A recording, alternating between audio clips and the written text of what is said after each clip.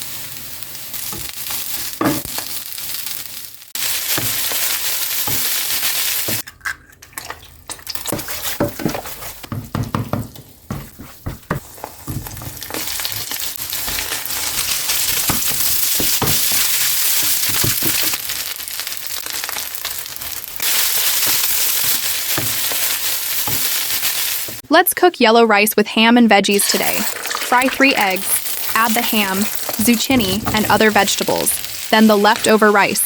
Now add salt, pepper, turmeric, herbs and spices, and the corn. I hope you enjoy and learn from today's recipe. Friends, keep on following for more easy recipes.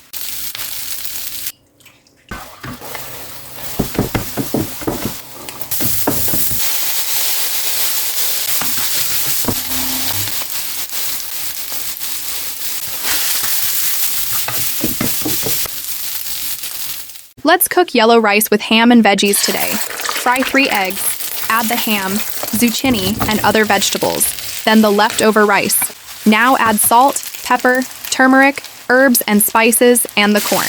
I hope you enjoy and learn from today's recipe. Friends, keep on following for more easy recipes.